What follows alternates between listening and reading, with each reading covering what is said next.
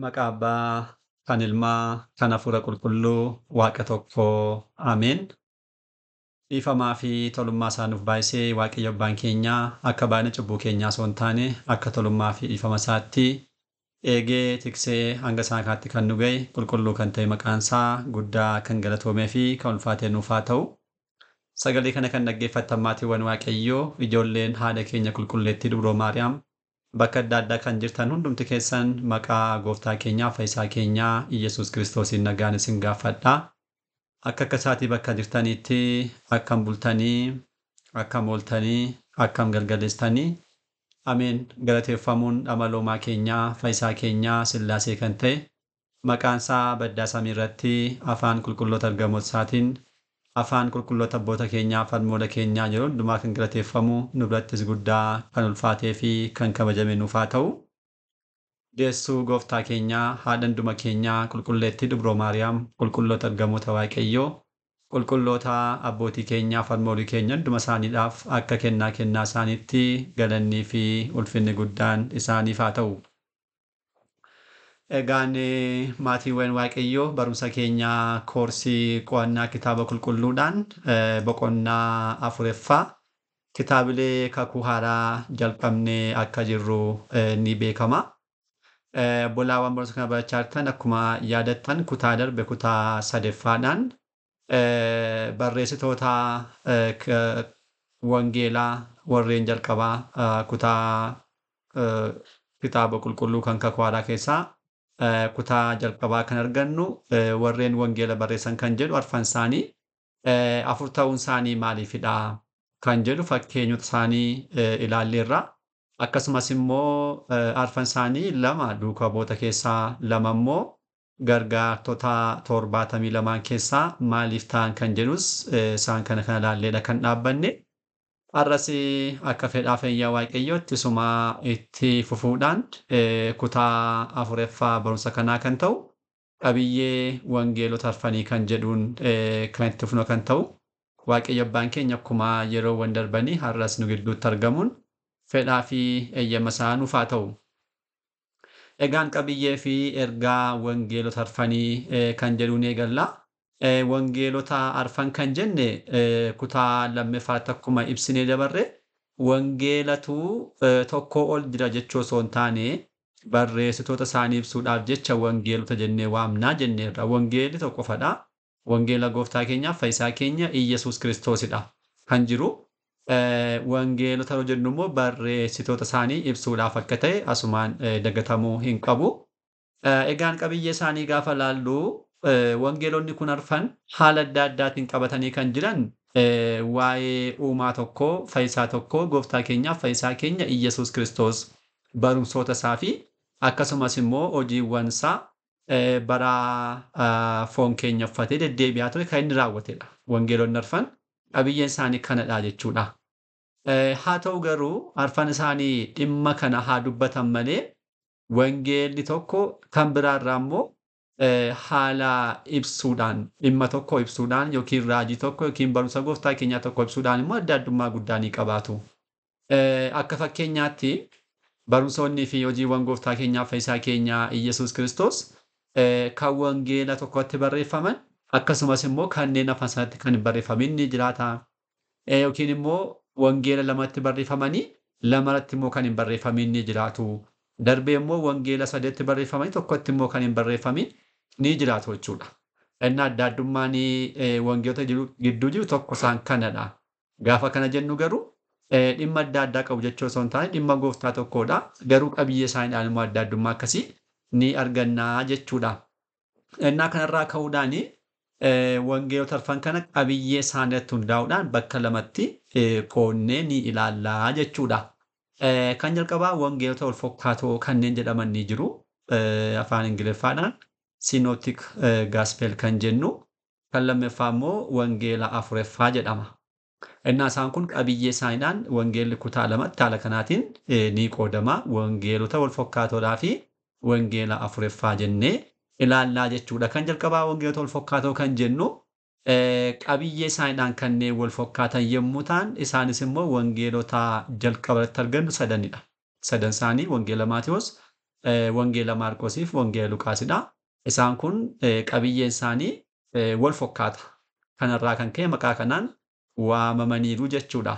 Kan Afuraffaa immoo wangeela Afuraffaa kan jedhamu inni kun barumsa gooftaa keenyaa baay'een isaa kan wangeelota sadarratti kan ibsamanidhaa fi akkasumas immoo waa'ee samiirraa gadi ba'u ilma waaqayyoo caalsisee kan ibsudha inni kun.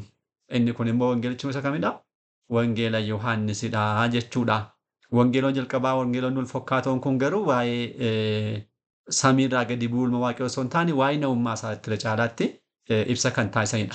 Innaa kanarraa ka'uudhaan wangeelonni kun gaafa wal bira qabamanii ilaalanii wangeelonni sadaniidhaaf kan Afuraffaa kun qabxiiwwan sadiidhaan adda addummaa ni qabaatu. Qabxiiwwan sadiidhaan adda addummaa ni qabaatu. Qabxiiwwan kana keessaa kan jalqabaa qabxii tokkoffaa yommuu ilaallu wangeelonni sadanii waa'ee namummaa gooftaa keenyaa fayyisaa keenya Iyyasuus Kiristoosii fi akkasumas seenaawwan inni waa'ee lafaatti raawwate duukarra kanneen wal qabatan caalchisanii warreen barreessanidha. Yeroo jennu ilmi waaqayyoo gooftaan keenyaa fayyisaan keenya Iyyasuus Kiristoos addunyaan osoo hin uumamin abbaaf hafuura qulqulluu wajjin tokkummaadhaan kan turedha. Bara booda garuu maal ta'eera? Foon keenya uffateera. Innaa barreessitoonni kun maalirraa ka'anii achirraa ka'an iddoo kamirraa foon uffatee nama ta'ee dhufuusaarraa kaasanii lafarra deddeebi'ee wanta inni raawwatedha kan isaan galmeessan jechuudha. Isa kana ibsuudhaaf fakkeenyaaf caqasa lamaan tokko kaasnee ilaaluu dandeenya. Wangeela Maatiyuus gaafuma bannee ilaallu wangeelumatti gaafa seennu jechuudha. Namummaa gooftaa keenyaatiin jalqaba maal jedhe? Kitaaba dhaloota gooftaa keenya Iyyasuus Kiristoos ilma Daawit ilma Abrahaam jedha. እንግዲህ kana jechuun Iyyasuus Kiristoos dhalannaa isaarraa kaasee jechuun foon keenya uffatee mul'achuu isaarraa kaasee kan jiruun kan eegaludha jechuudha. Guutummaa isaa Abrahaam Yisihaaqiin dhalchee, Yisihaaq Yaaqoobiin dhalchee, Yaaqoob Yihuudaa dhalchee jechuudhaan itti fufe lakkaa jechuudha. Wangeela Maatiyuus boqonnaa tokko lakkoofsa tokkorraa kaasne hanga 17 gaafa laallu likka akka namaatti jechuudha. Gooftaa keenyaaf fayyisaa keenya Yesuus Kiristoos dhalannaa isaa kan lafaa lakkaa'uutiin jalqabaa jechuudha. Haaluma wal fakkaatu wangeela Luqaas illee ilaaluu dandeenya. Boqonnaa 3 lakkoofsa 23 irraa kaasne hanga 38ffaatti hiddi kun ammas barreeffame ni arganna. Maal jedha? Gooftaan keenya Iyyasuus barsiisuu yeroo eegalu umuriin isaa waggaa 30 ta'ee ture. Akka isaanitti fokkaates ilma Yoosef ta'ee ilma Eelii ilma Maatii jechuudhaan dhaloota baay'ee lakkaa'ee Heenoos ilma Seet ilma Addaam ilma Waaqayyoo dhaabachiisa. Innaa dhalannaan kun kamidhaa? Dhalannaa namummaa isaa kan lakkaa'udha jechuudha. Gooftaa keenyaaf fayyisaa keenya Kiristoos foon keenya uffatee kan inni dhufe lakkaa'uutiin eegalaa jechuudha. Wangeelli Maarqos illee haaluma kanaatiin isaan kana qabatee kan jirudha.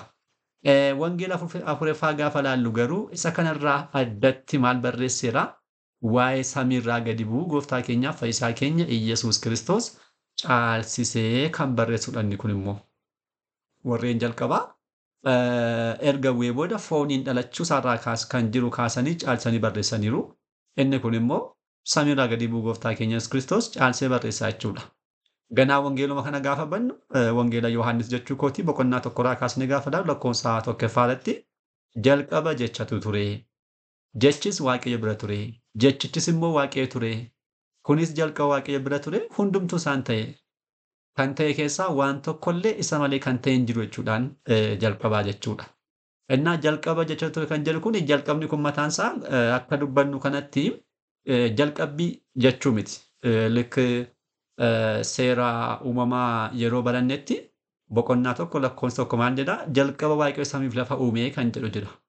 Innaa achirra maaltu jira? Jalqaba kan jedhu jira. Jalqaba jechuun beekaa dursee wanta ture hin turre erga sanaa booda Waaqayyo maal taasise? Dursee addunyaa uume jechuu isaati. Samiif lafa uume. Inni kun jalqaba beekamudha. Jalqabni kun asitti ibsinu kun garuu jalqaba hin qabnedha. Dursummaa jechuudha. Dursummaa jechuun bara barummaadhaaf jiraachuu isaa. Innaa bara baraaf maaltu ture? Jechatu ture. Agartanii? Jechichis immoo Waaqayyo bira ture jechuudhaan jalqabannaa. Bara barummaa ilma Waaqayyoo kan foon uffachuu isaa dursee kan jiru ni galaa jechuudha. Haaluma kanaan bakka baay'eetti ni arganna waa'ee kana achuma boqonnaa 3 lakkoofsa 13 yoo dubbisne wangeelaa Yohaannis samiirraa kan bu'een dhalatti gara samiitti kan ol ba'een jiru. Innis immoo samiirra kan jiraatu ilma namaadha jechuudhaan gooftaan keenyaaf fayyisaan keenya Iyyasuus Kiristoos waa'ee mataa isaadhaaf kan inni dubbate galmaa'ee jira jechuudha. Innaa samiirraa kan bu'e foonummaa dursee kan jiru ibsaa jechuudha. Akkuma kana wangeela Yohaannis boqonnaa 6:47 kaasnee illee yoo ilaalle kana ni arganna. Dhugaa dhugaan isiniin jedhaa. Anatti kan amanu jireenya bara baraa qaba. Buddeenni jireenyaa anadha. Abbootiin keessan gammoojjii keessatti mannaa nyaatanii ni du'anis. Ingidihi isaan kun saboonni Israa'el yeroo isaanii Gibxii ba'anii gara isaaniitti deebi'an jechuudha. Gammoojjiitti maal nyaataniiru? Mannaan isaanii bu'ee nyaataniiru. Garuu du'arraa ooluu hin dandeenye. Innaa nyaatanii ni du'anii. Innaa gooftaan keenya maal jedhaa? Isaan du'aniiru. Garuu namni isarraa nyaata akka hin duuneedhaaf samiirraa kan bu'e buddeenni jireenyaa kanadha. Samiirraa kan bu'e buddeenni jireenyaa anadha jechuudhaan mataa isaa dubbata. Innaa samiirraa kan bu'e jechuun foonummaadhaan dhalachuudhaan dura kan jiru samiirra kan ture kana dhugaa ba'a. Wangeelaawiin kun wangeelli Yohaannis qabatee ni argama jechuudha wangeela Afuraffaan. Kan biraallee achumaa boqonnaa 8:23 illee ilaaluu dandeenya. Isin gajjallaarraadha. Ani immoo gubbaarraadha. Isin addunyaa kanarraadha. Ani garuu addunyaa kanarraa miti jechuudhaan gooftaan keenya kan inni dubbate kanas barreessee ni arganna jechuudha. Inni adda addummaan isaanii qabxiin jalqabaa isa kanadha jechuudha. Wangeelonni sadan namummaa gooftaa keenyaan gaafa jalqaban wangeela Afuraffaan garuu dursummaa yookiin bara barummaa ilma waaqayyoodhaan irra caalaatti caalsee kan barreessudha jechuudha. Qabxiin lammaffaa immoo wangeelonni sadan gooftaan keenya bara barsiisummaa isaa keessa Galiilaarraatu gara Iyyerusaalemitti kan ba'e keessaa kan xumuraa qofadha.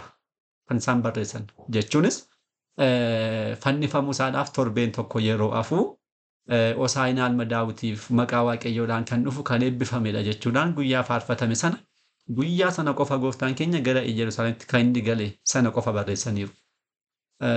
Walii gala isaa garuu gooftaan keenya bara barsiisummaa isaa waggaa 3 keessatti si'a 4dha. Galiilaarraatu gara Iyyerusaaleem kan seene jechuudha. Wangeelaawonni kun sadan warreen jalqabaa wangeelaawonni wal fakkaata'uun garuu kan xumuraa qofadha kan isaan galmeessan. Aarsaa ta'uudhaaf fannifamuudhaaf kan inni itti deemee jechuudha. Isa kana wangeela Maatiyoos boqonnaa 21 lakkoofsa 1 kaasnee wangeela Maarqos boqonnaa 11 lakkoofsa 1 irraa kaasnee wangeela Luqaas boqonnaa 19 lakkoofsa 28 kaanee dubbisne bal'inaan ni arganna. Gara Yerusaalemittis dhiyaatanii gara Debre Zayit gara Beetefaagee yeroo ga'an yeroo sanatti gooftaan keenya Iyyesuus duuka bootsaa keessaa 2 ergee. Akkasis isaaniin jedhee gara mandara fuuldura keessan jirutti deemaa harree hidhamtee mucaa ishee waliin jirtus ni argattu hiikaatu naaf fidaa. Kana booda akkuma jedhame deemanii fidanii harree taa'uudhaan gara Iyyerusaaleem kan inni seene seensa kan xumuraa sana qofadha. Kan isaan barreessan jechuudha. Kanarraa addatti wangeela Afuraffaan immoo wangeelli Yohaannis gooftaan keenya bara barsiisummaa isaa keessa Galiilaarraatu gara Iyyerusaaleemitti kan inni seene si'a 4 iyyuu barreessee ni arganna. Egaan Galiilaarraa gara Yerusaalem seenuun kun wanta salphaa miti. Icciitii guddaa of keessaa qaba. Yohaannis isaan kana tokko tokkoon tartiibaan lakkaa'ee arfan isaanii jechuudha barreesseera. Arfan isaanii kun ayyaana Faasikaadha. Ayyaana Faasikaa yaa'u Yihuudoonni bakka kamuu jiraatan Faasikaa irratti Yerusaalemitti walitti qabamu. Innaa gooftaan keenya kana sirriitti eegee bara barsiisummaa isaa waggaa 3 keessatti kan jalqabaa waggaa jalqabaa, kan itti aanu waggaa lammaffaa, kan sadaffaa waggaa sadaffaadhaa fi kan xumuraa yeroo itti fannifamu kan Afuraffaa jechuudha. Ayyaana Faasikaa irratti si'a 4 seenuusaa galmeessee ni arganna jechuudha. Isa kanas immoo wangeela isaa kan jalqabaa boqonnaa 2 lakkoofsa 13 wangeela Yohaannis boqonnaa 2 lakkoofsa 13 galmaa'iniira. Maal jedhaa? Faasikaa Yihuudootaa dhiyaatee ture. Gooftaan keenya Yesuus gara Yerusaalemitti ba'e jechuudhaan kan jalqabaa barreesseera. Wanta raawwatame achi dachee Yihuudaa yookiin immoo naannoo Yerusaalemiif naannoo isaatti wanta raawwatu bal'inaan barreesseera. Itti aanee boqonnaa 5 gaafa geenyu ammas ba'iinsa lammaffaa arganna. Wangeela Yohaannis boqonnaa 5 lakkoofsa 1 matsaaguudhaan gaafa fayyisa jechuudha. Yerusaalem osoo seenuudha. Kana booda ayyaana Yihuudootaatu ture. Gooftaan keenya Yesuus gara Yerusaalemitti ba'e jechuudhaan kan lammaffaa galmeesseera jechuudha. Kan sadaffaa wangeela Yohaannis boqonnaa 7 lakkoofsa 14 kan jiru galmaa'ee ni arganna. Obboloonni isaa garuu gara ayyaanaatti yookiin gara Yerusaalemitti erga ba'anii booda yeroo sanatti inni immoo ifatti osoo hin ta'in dhokatee ba'e jechuudhaan barreesseera jechuudha. Sattaanii kan dhufu gooftaan keenya achitti kan inni raawwatedha. Baay'ee barreessa. Kan Afuraffaaf kan xumuraan immoo wangeela Yohaannis boqonnaa 12ffaatti galmaa'ee kan jirudha. Bal'inaan galmaa'aa lakkoofsa 1:13 irratti Faasikaa duras guyyaa ja'affaatti gooftaan keenya Yesuus du'a keessaa kan kaase bakka Alaazaar ture Bitaaniyaa ni dhufe. Alaazaariin dursee du'aa kaaseera. Bakka sana dhufe achittis irbaata isaaf taasisanii. Maartaanis tajaajilaa turte. Alaazaar garuu isa waliin kanneen ta'an keessa tokko ture jechuudhaan itti fufa. Gara gadiitti Alaazaariin gooftaan keenya Iyyasuus Kiristoosiidhaaf ilaaluudhaaf akkasumas immoo Alaazaar du'aa ka'uusaa kanneen beekan ilaaluudhaaf Yihuudoonni baay'een dhufanii turan.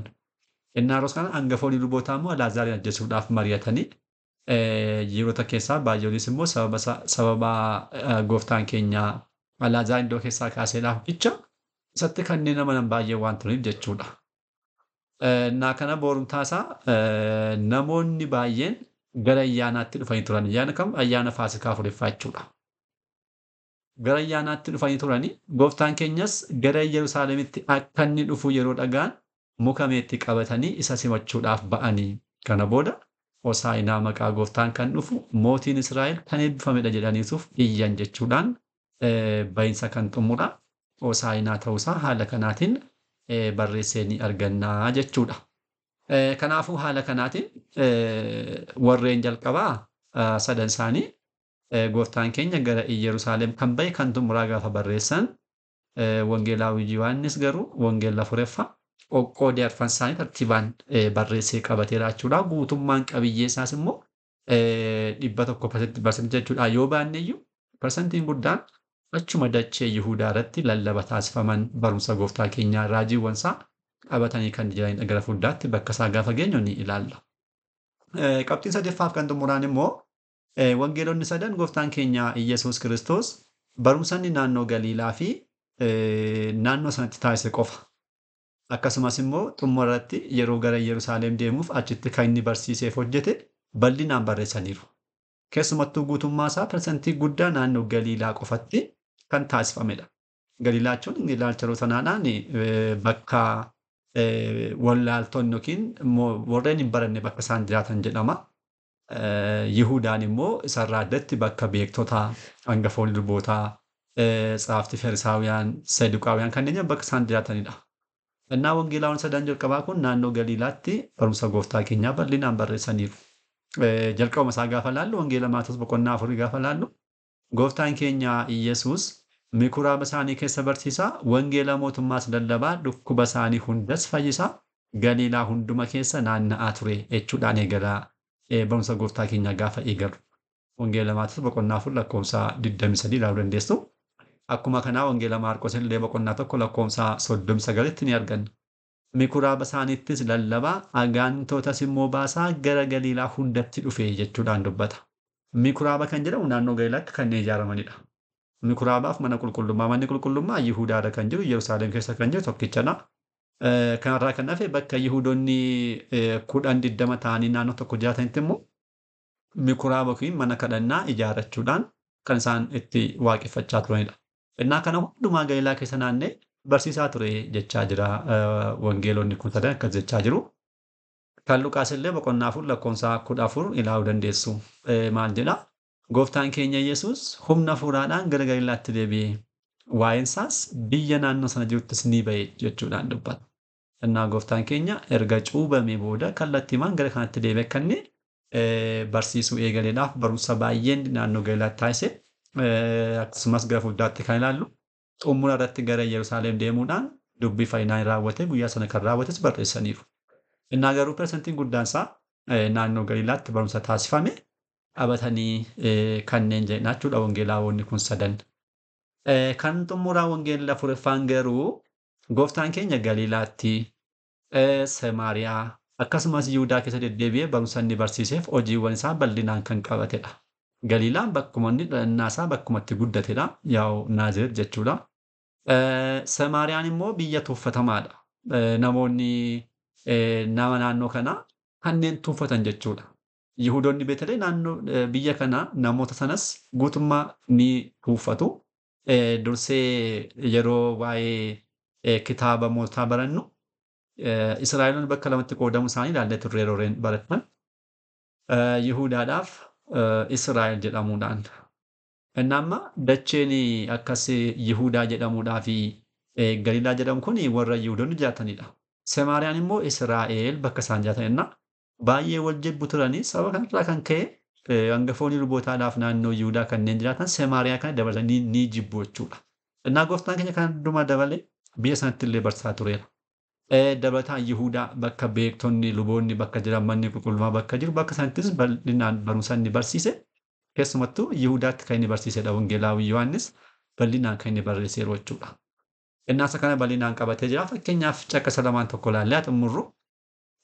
Wangeela Yohaannis boqonnaa 4 lakkoofsa 1-5tti hojii gooftaan keenya Samaariyaatti raawwate kan inni agarsiisu. Yaa dubartittii bishaan waraabaa turte kan inni ishee gaafatee raajii itti dubbatee Wangeelaawi Yohaannis yeroo dubbatu akkas jedha. Yommus Yesuus Yohaannis caalaa duukaa bu'oota rabachaa ni cuubas kan jedhu Fariisonni akka dhagaan gooftaan keenya yeroo beeketti Yihuudaa dhiisee gara Galiilaatti deeme. Haa ta'u garuu duukaa bu'ootaa malee Yesuus mataan isaa hin cuubne. Samaariyaa keessa darbuunis dirqamatti ta'e.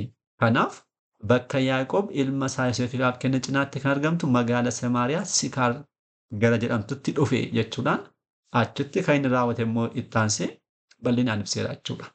Innaa kun Samaariyaatti barumsa gooftaa keenyaa qabatee jira. Wangeela kana qofaadha kan argannu. Akkuma kanaa Wangeela Yohaannis boqonnaa 5 gaafa laallu kana booda ayyaana Yihuudaatu ture. Gooftaan keenya Yesuus gara Yerusaalemitti ba'e. Yerusaalem jechuun Yihuudaatti jechuudha. Innaa barumsi baay'eensaa kan Wangeelaa Afuraffaa kana dachee Yihuudaa irratti hangafoota lubootaa wajjirraan akkasumas immoo Fariisota wajjirraan Saduuqota wajjirraan gooftaan keenya kan barumsa inni isaan barsiise bal'inaan qabatee kan jirudha jechuudha. Egaan kana qabxiiwwan kan sadeen adda addaa ta'an malee wal fakkeenya hoo ni qabu yoo jenne eeyyee wal fakkeenya ni qabu. Wal fakkeenyi qabiyyee wangeelota afranii kana kan jalqabaa sadan isaaniidhaaf kan Afuraffaa qabiyyee isaanii adda addummaa kana kan jalqaba laalle kana haa qabaatan malee dursinee akkuma kaasne kaayyoon isaaniidhaaf barumsa isaanii barumsa eenyudha? Barumsa gooftaa tokkichaa, barumsa uumaa keenyaaf fayyisaa keenya Iyyasuus Kiristoosidha. Hojii isaadha jechuudha. Innaa haala kanaa yommuu ilaallu qabiyyeen isaanii baay'eenis wal fakkaata fakkeenya. Dhuga ba'umsa Yohaannis Cuuphaa. Yohaannis Cuuphaan gooftaa keenyaaf dhuga ba'umsa inni kenne wangeela arfanitu ni arganna. Cuuphaan isaa wangeela arfanitti ni argama. Gooftaan keenya buddeena 5 fi qurxummii 2 eebbisee namoota lakkoofsa amma kana baay'ee baay'atan sana nyaachisuu isaa bakka 4 ni arganna. Dhukkubbii isaa jechuun dursinee kan kaasne wangeelaawota kana xumura isaanii gaafa laallu dhukkubbiis gooftaa keenyaa guutummaatti qabamee fuula Pilaatos dhaabbachuusaa itti tufamuu, reebamuu, fannifamuu, deebi'ee du'aa ka'uu isaan kana guutummaan isaanii qabatanii ni argamachaadha. Kanaaf wal fakkeen isaanii inni gurguddoon isaan kanadha. Egaan waa'ee seensaa wangeelaa kan jedhu amma kanaa yoo ilaalle kanatti aansinee kan jalqabnu immoo wangeelota kana tokko tokkoon ilaaluudha. Tartiibuma kaa'ameen kan jalqabaa wangeelaa Maatiyoos kan jedhuun barumsa keenya kutaattaa nuun qabannee kan deebinudha kan ta'u. Har'aaf asumarratti nu haa ga'u abbaa sagalee kanaa kan ta'e Waaqayyo abbaa keenyaaf galannii fi ulfinni guddaan isaaf haa ta'u. Kutaattaa nuun hanga deebinutti nagaa Waaqayyoon turtii gaarii galanni Waaqayyoof.